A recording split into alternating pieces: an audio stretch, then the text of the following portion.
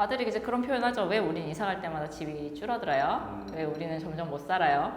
저 때문에 우리 아들이 이제 초등학교 4학년밖에 안 됐는데 파산이라는 걸 알아요. 원래 부동산 자산이 많으셨다고 들었는데 그냥 부동산만 시가로는 30억이 좀 넘었어요. 근데 그게 다 날라간 거예요? 네.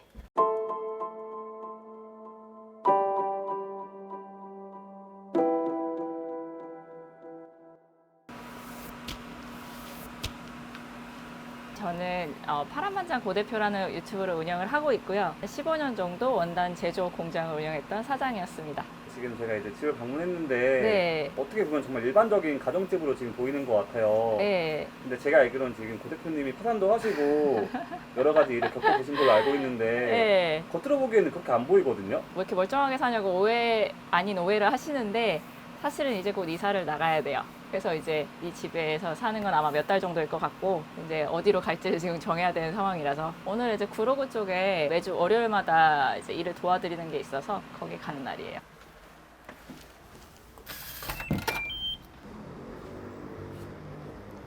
혜진님 그럼 지금 출근은 어떻게 하시는 거예요? 출근을 지하철 타고 가요. 얼마나 그거를 걸려요? 걷는 시간까지 하면 1시간 반, 왕복 3시간. 前方到站时南无肉。 이제 제일 크게 할 때는 연매출 100억까지 했었고 직원도 한 20명 정도 되셨고 큰 그 스파 브랜드 있잖아요. 네네. 뭐 유니클로, 자라 뭐 이런 브랜드에 납품되는 원단. 아, 그러니까 1차는 후쿠시마 원전 터졌을 때 있죠. 그때 1차 타격. 그러고 나서 2차는 코로나. 코로나 때는 제일 심각했고요. 공장을 아예 돌릴 수가 없어가지고 그냥 몇 개월 닫은 적도 있고 그때 타격이 제일 컸어요. 그러니까 아버지 하던 사업을 물려받으니까 시작한 건 25이고 와 엄청 일찍 하셨네요. 일찍 한 거죠. 와, 사업을 접으신 건 언제이신 거예요? 올해 2월? 그럼 거의 10년 넘게 사업을 하시다가 날라간 거잖아요, 사업 자체가. 완전 날라갔지. 그냥 통으로 다 날라갔지. 거기서 오는 그런 허망감은 없으셨어요? 엄청나게 있지. 어떻게 없겠어요. 내 20대와 30대 초가 다 날라갔는데 그래서 그것 때문에 사실은 이 회사 정리할 때 스트레스를 엄청나게 받았어요. 뭔가 내 인생의 한 페이지가 그냥 날아가는 느낌이어가지고. 아버님은 돌아가셨나요? 아버님 돌아가셔서 제가 물려받은 거라서. 어떻게 보면 물려받지 않고 팔 수도 있었고 물려받으신 이유가 뭐예요?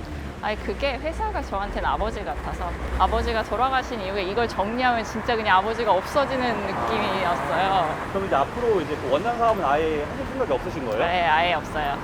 그러니까 사실 제안 한번 받은 적 있어요. 와서 일하면서 후계자처럼 나중에 제가 맡아서 하고 와서 일을 같이 하자고 하신 분도 계셨는데 제가 원단하기가 싫어서 아 너무 이제 질려버린 거구나. 질렸어요. 이제 10여 년 하고 너무 질렸어요. 이제 앞으로는 어떻게 좀 살아가실 계획이세요? 다시 제2의 사업을 찾아봐야죠. 예, 지금 다 왔어요. 건너고 있어요. 원래 부동산 자산이 많으셨다고 들었는데 그냥 부동산만 시가로는 30억이 좀 넘었어요. 근데 그게 다 날라간 거예요? 네. 고 대표님 같은 분들이 많을 것 같아요. 엄청 제가 봤을 때. 많아요. 저랑 같이 막 10년, 20년 하던 공장들이 사라지는 거 옆에서 저도 눈으로 보고 있으니까 언젠간 내 차례가 오겠지 했는데 진짜 온 거예요.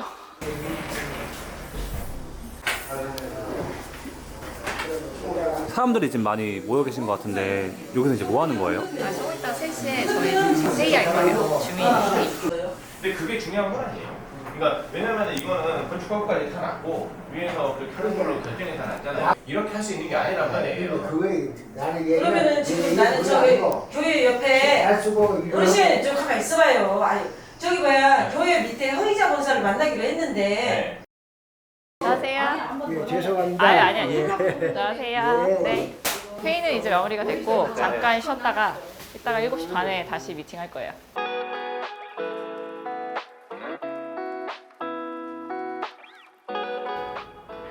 아버님이 가시기 전에 그냥 잘 살았으면 좋겠다. 플러스 되게 사업을 잘해서 1% 안에 들어갔으면 좋겠다라고 하신 적이 있어요. 아, 내 생에 뭔가 1% 안에 드는 부자 할 수 있을까라는 생각이 들긴 하는데 해보지 뭐. 경제적 자유를 이루겠다라는 기간이 있으실까요? 5년. 그러니까 이게 두 번에 걸쳐서 있는 거예요, 저 인생에. 2020년도에 코로나 때문에 이제 회사가 어려워지면서 가업 상속 승계라는 걸로 제가 회사를 운영을 하고 있었거든요. 이걸 간단하게 설명드리면 이제 아버지 돌아가셨을 때 제가 가업을 이을 때 10년 정도 어떤 이제 제한들이 있어요. 이 요건들을 다 맞추면 10년 뒤에 상속세를 면제해주는 프로그램이에요. 근데 그때가 딱 7년 차였거든요. 근데 공장 운영이 안 되는데 직원분들이 있으면 계속 인건비가 나가고 고정비가 나가니까 아 도저히 안 되겠다. 근데 직원 고용수가 줄어들면 전 그 달로 상속 포기를 하게 돼요. 요건을 못 맞췄으니까. 그래서 2020년도 10월에 상속 포기를 하고 그때 상속세를 다 내요. 그 전에 면제받았던 상속세 플러스 그 시간에 걸친 가산세까지 한 번에 내는데 너무 힘들어서 그때 세무서에 분할로 납부가 안 되겠냐고. 안 된대요. 그냥 일시납으로 현금으로 내야 돼요. 상속세금을. 그래서 가진 거 다 팔았죠 그때. 아파트, 뭐 아이 앞으로 된 저축보험까지 전부 다 하고도 모자라서 대출도 좀 받고 이렇게 해서 그걸 납부하고 나서 그때 그냥 1차로 처음 거지가 됐어요. 대표이사도 못하고 다 잃어버리고. 그리고 그때 한두 달 거의 집에서 거의 칩거했어요. 너무 힘드니까 뭘 해야 될지도 모르겠고. 이런 말 있잖아요. 내가 그냥 할 때는 주관이 많은데. 그 말 딱 맞아요. 아, 진짜요? 그걸 나는 현실로 2번이나 겪었잖아. 1차로 내가 대표이사 내려놨을 때 그때 한번 겪고 2차로 파산하고 나서 겪고 2월 달에 법인 파산하고 나는 그달로 이제 실직 처리를 해야지 파산 절차가 되니까 딱 끝나고 나니까 이제 딱 한 달치 생활비가 있는 상황이었어요. 한 달치 생활비가 있어. 자, 이 한 달 안에 나는 어떻게든 만들어야 되는데 아 이렇게 다 잃으면 들었던 거죠. 생계급여 받는 그런 얘기를 들었을 거 아니에요? 그래서 맨 처음 동사무소를 갔어요. 왜냐면 이렇게 뭔가 일이 생기면 우리나라 복지제도가 그래도 있을 텐데 없지는 않을 거야. 모르면 찾아야죠. 동사무소를 갔죠. 근데 가서 보니까 그냥 가서 물어본다고 되는 게 아니더라고요. 왜냐면 사람마다 너무 케이스가 다르니까 이게 되는 사람이 있고 안 되는 사람이 있어서 그냥 가서 저 돼요 하면 답을 못 해주세요. 그래서 인터넷에 들어갔지. 왜? 우리나라는 뭔가 그런 지원제도가 나오면 다 공문이 있어요. 그래서 2023년도 그 한부모 관련 복지 그걸 찾은 거예요, 페이지를. 그랬더니 그걸 되게 간략하게 한 A4 용지 2장 정도로 올라와 있더라고요. 그래서 출력을 했어요. 봤어요. 이거는 할 수 있을 것 같고 이건 될까? 이게 쭉쭉쭉 표시한 다음에 그걸 들고 동사무소에 가요. 그래서 그 담당자 그 공무원분한테 저 이거 되나요? 이거 되나요? 이거 되나요?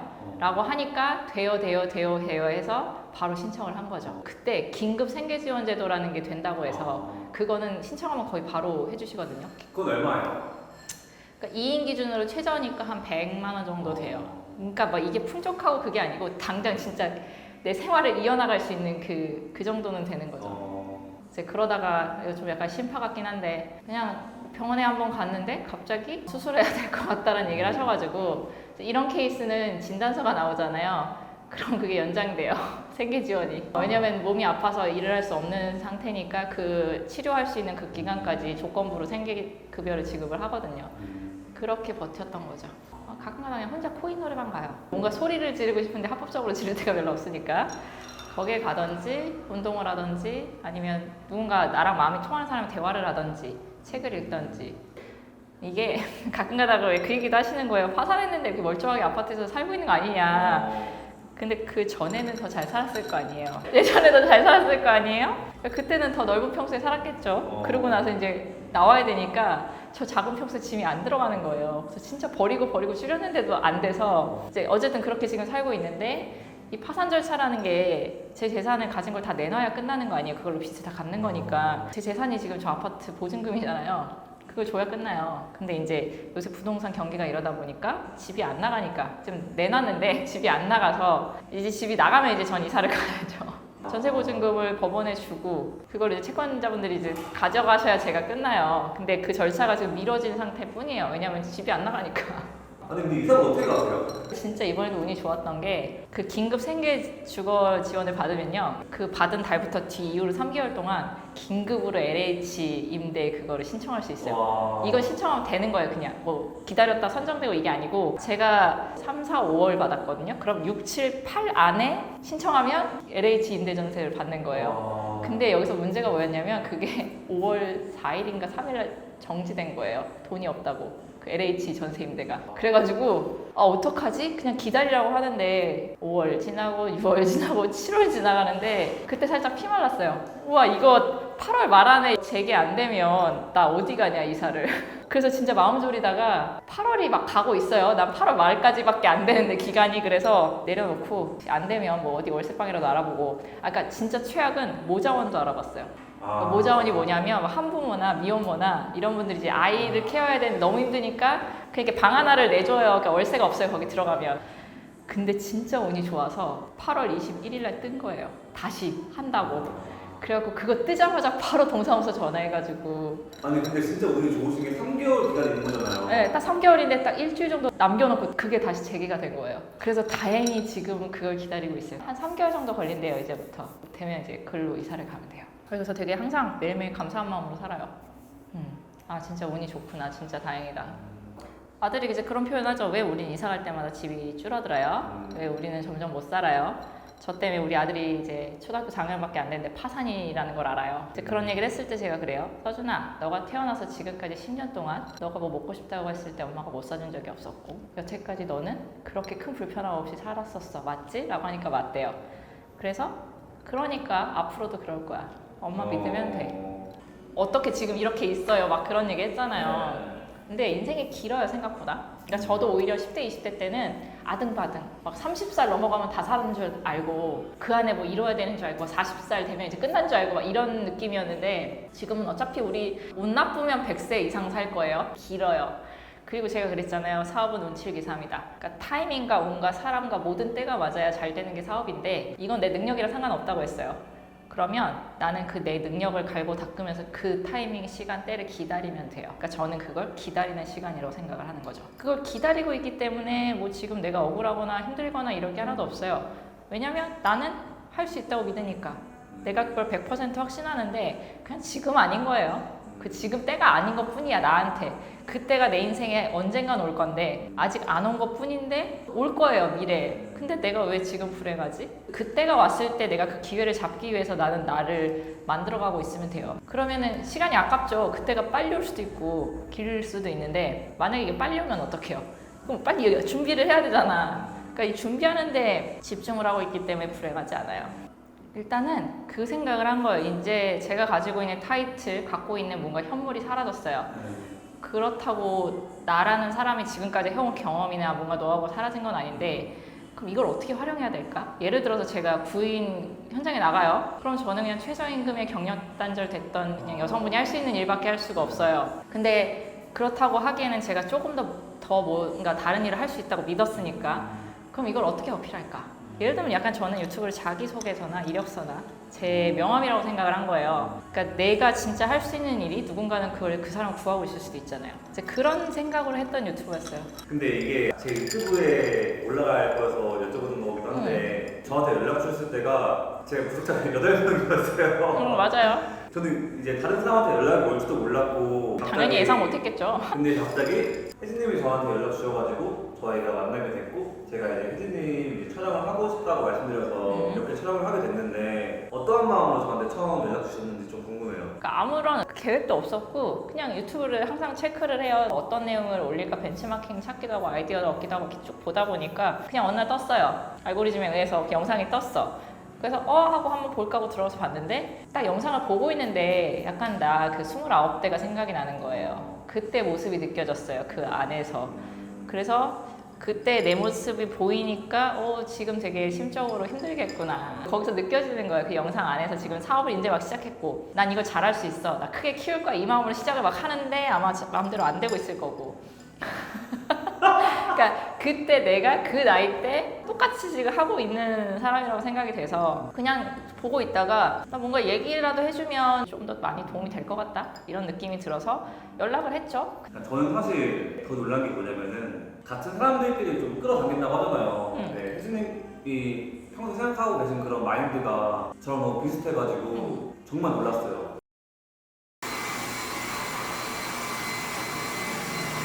그러면은 사업은 2차 유세권까지 가능해요. 역세권 사업이니까. 근데 용적률을 350m까지는 500%를 주는 거고. 이 사업성 자체를 갖고 얘기하는 게 아니고 이 사람이랑 틀어질까봐 왜냐면 더 큰 내용 있잖아. 반응은 뭐 나쁘진 않았지. 어때요? 나 지금 과거할 것 같아. 공익 중에서 너무 언제? 아 하실 거예요?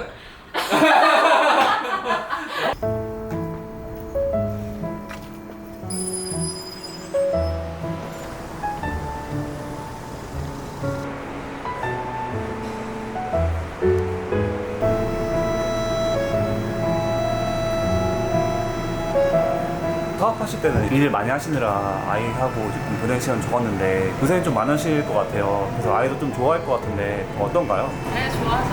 엄마 얼굴 자주 보니까. 근데 반대로 이런 엄마 돈 못 버는 거 아니야? 빨리 나가서 일해. 라고 하기도 해요. 아 진짜요?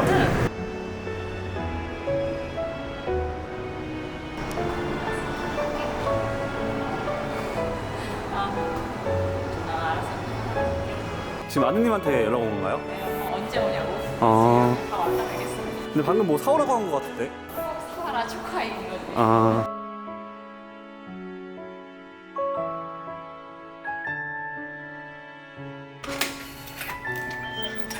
맞아.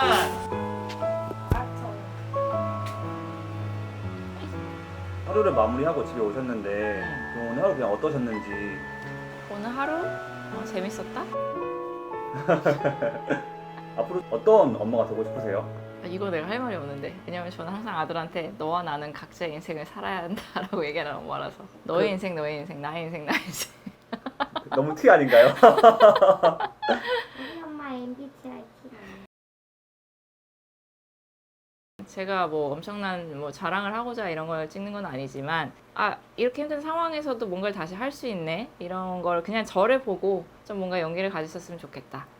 항상 그런 마음이에요. 그런 게 있어요. 이제 나는 바닥을 찍었으니까 더 내려갈 데는 없고 아마 여기서 1년 뒤에는 지금보다 더 나아진 상황, 뭐 나아진 그런 일을 하고 있을 것 같아서 아마 1년 뒤에 뭔가 다시 출연 요청 주시면 그땐 더 뭔가 잘된 모습? 진짜 그 모습을 보여드릴 수 있지 않을까라고 생각을 해요.